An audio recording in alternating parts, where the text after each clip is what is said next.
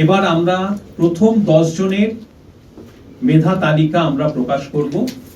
প্রথম 10 জনের যে প্রথম যে হয়েছেন তিনি আমাদের West Bengal council of higher Secondary এডুকেশনের বোর্ডের বাঁকুড়া জেলা স্কুলের ছাত্র কিংসুক পাত্র। কিংসুক পাত্র বাঁকুড়া জেলা স্কুলে, সে আমাদের West Bengal council of higher secondary Education বোর্ডে। দ্বিতীয় হয়েছে Kalyani University Experimental High School, সেটাও West Bengal council of higher Secondary এডুকেশনের বোর্ডের আন্ডারে পড়ে। তার নাম হচ্ছে Subhradeep Pal. Subhradeep Pal, Kalyani University Experimental High School, West Bengal council of higher secondary Education. তৃতীয় হয়েছে বিভাসন বিশ্বাস। বিভাসন বিশ্বাস, তিনি Bishop Moro School, Krishnanagar, Nadia. Bishop Moro School, Krishnanagar, Nadia. তিনি আইএসসি বোর্ডের ক্যান্ডিডেট। চতুর্থ হয়েছেন ইরাদ্রি বাসু খান্দ। ইরাদ্রি বাসু খান্দ, তিনি হচ্ছেন দার্জিলিং পাবলিক স্কুল, শিলিগুড়ির ছাত্র এবং তিনি সিবিএসই বোর্ডের আওতায় পড়েন। পঞ্চম হয়েছেন ময়ূখ চৌধুরী।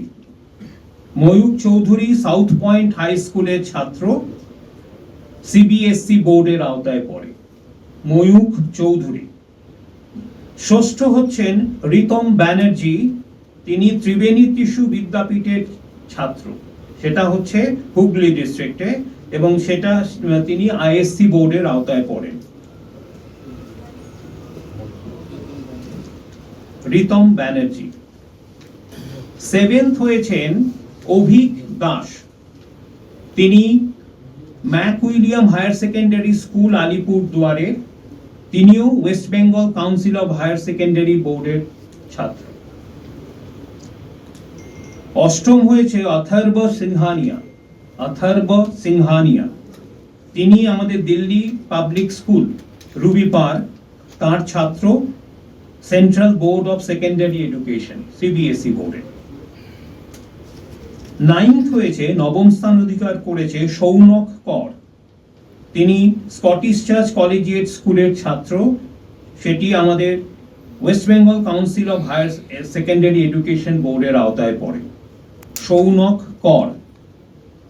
এবং দশম হয়েছেন বিজিত মহিষ। বিজিত মহিষ, তিনি বিডি মেমোরিয়াল ইন্টারন্যাশনাল, নরেন্দ্রপুর, তার ছাত্র, সেটা সেন্ট্রাল বোর্ড অফ সেকেন্ডারি এডুকেশনের আওতায় পড়ে।